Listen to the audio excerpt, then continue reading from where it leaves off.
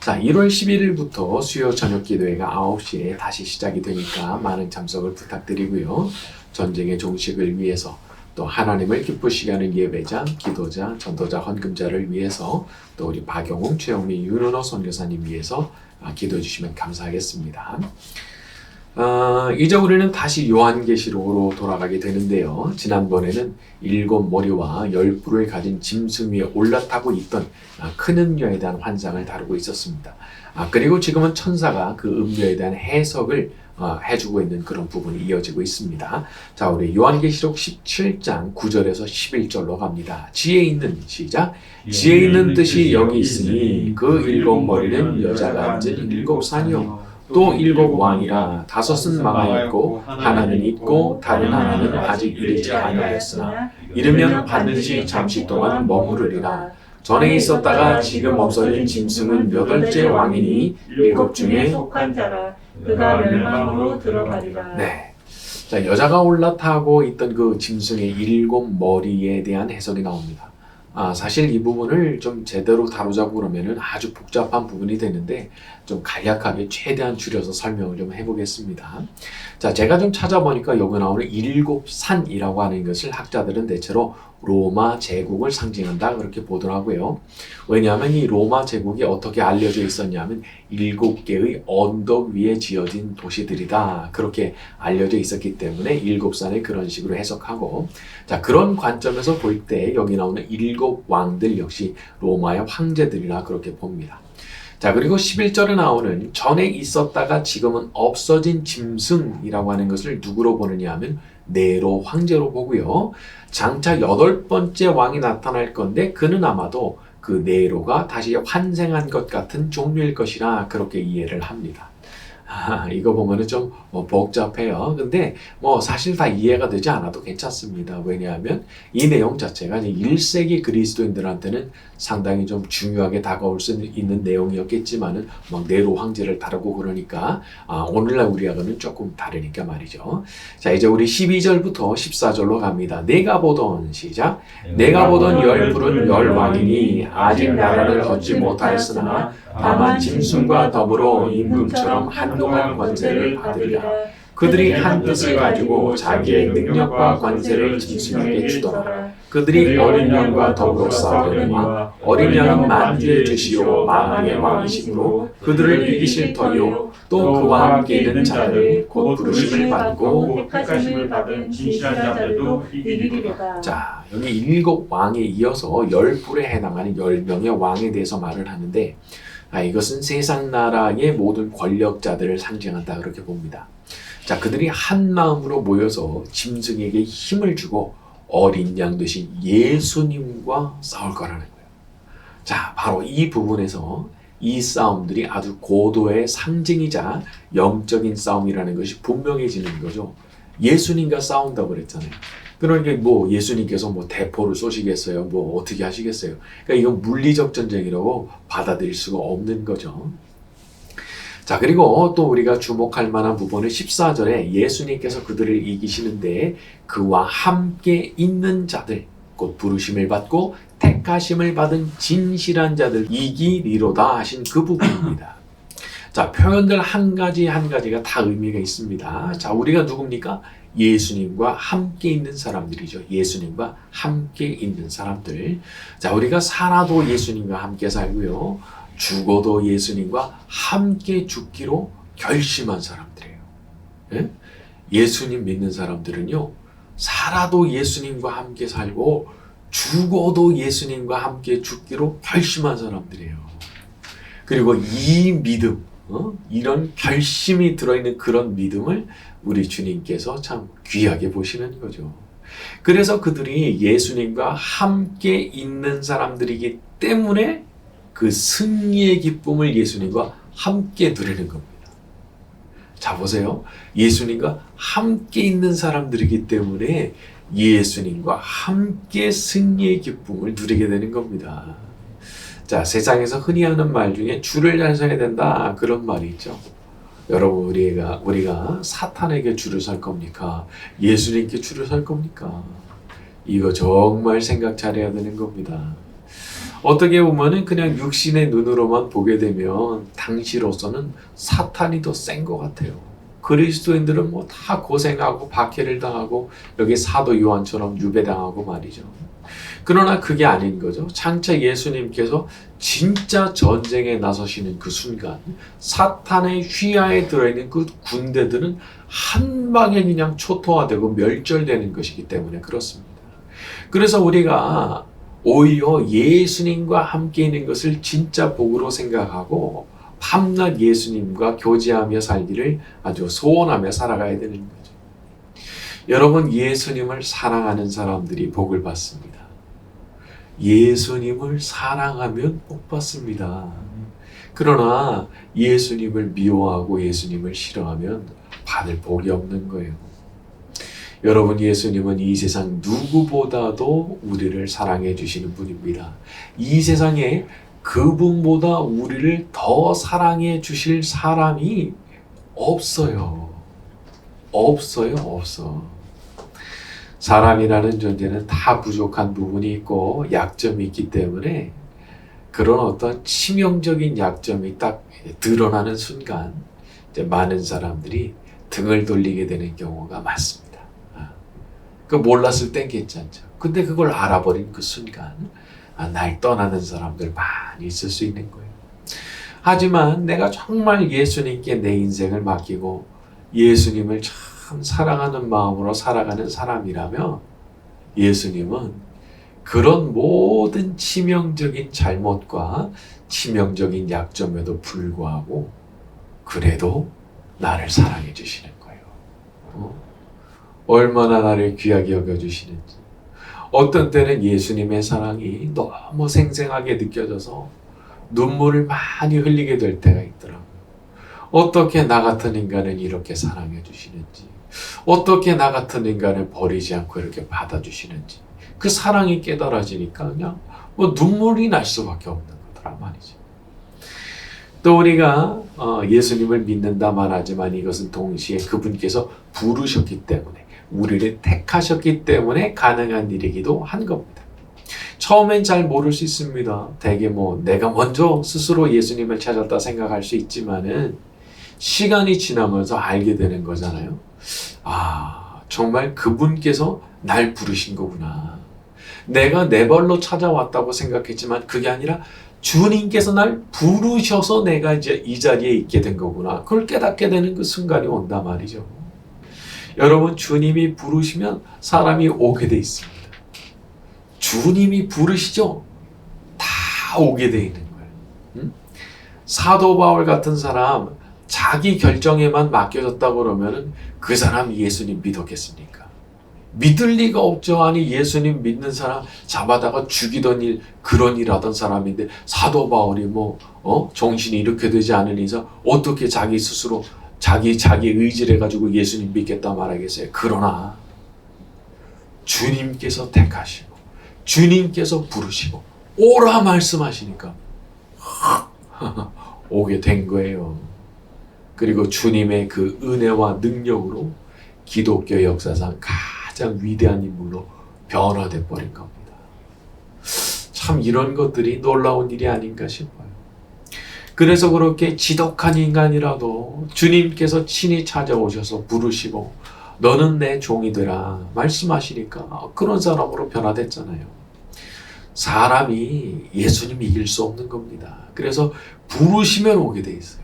그래서 우리가 복음을 전하고 싶은 어떤 분들에 대해서도 너무 실망하거나 낙심하거나 그러지는 마세요. 언젠가 때가 되면 그 기도가 쌓이고 쌓여서 어떤 분량이 다 차면 주님께서 부르실 거예요. 그러면 오지 말라 해도 오게 돼 있습니다. 왜냐하면 주님께서 부르셨기 때문에 말이죠. 자, 우리가 포기하지 않고 주님 앞에 은혜를 구하면 주님께서 그들을 친히 찾아가 주시고 그분들을 불러주시는 귀한 은혜를 반드시 베풀어 주실 줄로 믿습니다. 자, 우리 15절부터 18절로 갑니다. 또 천사가 시작. 또 천사가 내게 말하되 네가 본 바 음녀가 앉아있는 물은 백성과 무리와 열국과 방언들이니라. 내가 본 바 이 열불과 짐승은 음료를 미워하여 망하게 하고 벌거벗게 하고 그의 살을 먹고 불로 아주 살으리라. 이는 하나님이 자기 뜻대로 할 마음을 그들에게 주사 한 뜻을 이루게 하시고 그들의 나라를 그 짐승에게 주게 하시되 하나님의 말씀이 응하기까지 하심이라. 또 내가 본 그 여자는 땅의 왕들을 다스리는 큰 성이라 하더라. 자, 이제 이상한 일이 일어나게 되는데 열불과 짐승이 음료를 미워해서 망하게 하고 벌거벗게 하고 그 살을 먹고 불로 아주 살라버린다는 겁니다. 이상한 일이죠. 같은 편이잖아요. 음료는 짐승을 위했고 짐승은 음료를 위했잖아요. 근데 어떻게 이런 일이 일어난 거죠? 자, 어떤 학자는 이 부분을 가리켜서 악이 가지고 있는 자기 파괴적 속성이라 이렇게 표현을 하더라고요.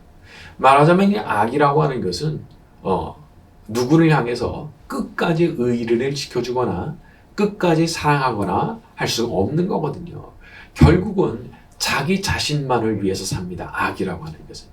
그러니까 이게 어떤 연합을 한다면 필요에 의한 연합이지 진정한 연합이 될 수 없는 거예요. 그래서 악한 것들과 손을 잡게 되면 결국은 아주 비참한 결말을 맞이할 수밖에 없는 거죠. 제가 어떤 무당이었던 분의 간증을 들어본 적이 있는데 그분이 그렇게 얘기를 하더라고요. 결국에는 자기가 모셨던 그 귀신이 버린대요. 무당이잖아요. 평생 그 신을 섬겼잖아요. 그런데 쓸모가 없어지잖아요. 그러면은 그 귀신이 그 무당을 버린다는 거예요. 야, 제가 듣고 놀랐어요. 여러분, 그런 신들과 비교한다면 우리 하나님 아버지와 주 예수님과 주 성령님은 얼마나 좋으신 분입니까? 그분들은 그런 거를 상상을 못할 그런 분들이잖아요.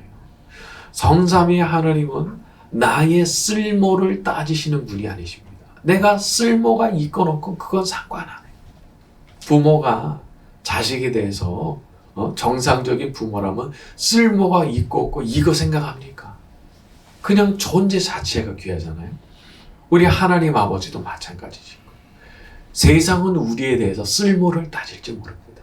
그러나 하나님 아버지는 그렇지 않으신 거예요. 무조건적인 사랑, 그 존재 자체를 귀한 것으로 여기시고 말이죠. 끝없이 사랑해 주시고 우리의 모든 허물을 예수님의 보혈로 덮으시고 용서해 주시고 결국에는 우리를 어디로까지 데리고 가시는 거예요? 하나님과 함께 영원히 행복하게 살아가는 그 천국까지 우리를 데리고 가고자 하시는 거예요. 영원히 내가 너와 함께 하고 싶다.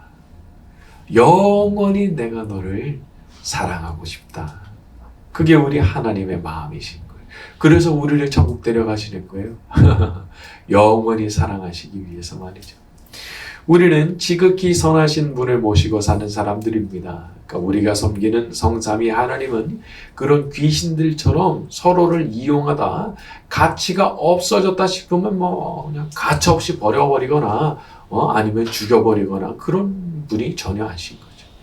그래서 우리가 우리 하나님을 더욱 사랑하게 되는 것 같습니다. 알아갈수록 그분을 알아갈수록 더 사랑할 수밖에 없고 내가 아무리 크게 상상을 해도 그거보다도 더 좋으신 분이라는 것을 알게 되기 때문에 그런 거죠.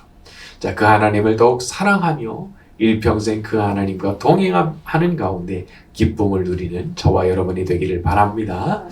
자, 이제 우리는 18장으로 들어가게 되는데 큰 성 바벨론이 멸망하게 되는 과정이 좀 더 자세하게 묘사가 됩니다. 자, 18장 1절부터 3절로 갑니다. 2일 후에 시작. 2일 후에 다른 천사가 하늘에서 내려오는 것을 보니 큰 권세를 가졌는데 그의 영광으로 땅이 환하여지더라.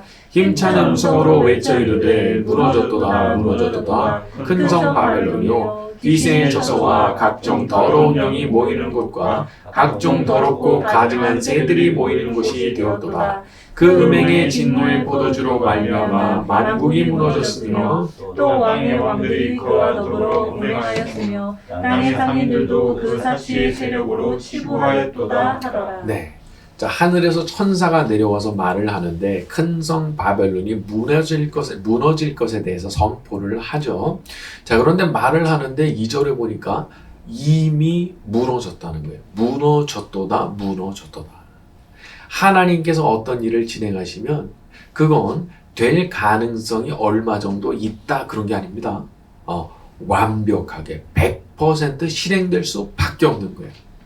악의 세력이 지금 강하고 지금으로서는 이 힘을 도대체 누가 꺾을 수 있을까? 이렇게 성공적인 세력을 누가 있을까 싶기도 하지만 전능하신 하나님께서 심판을 실행하시는 그 순간, 순식간에 무너지는 겁니다. 바벨론이 엄청난 제국이에요, 그게. 그런데 70년 만에 무너집니다. 70년 만에. 그 상상이 안 되는 일이거든요. 근데 그런 일이 일어나게 되는 거예요.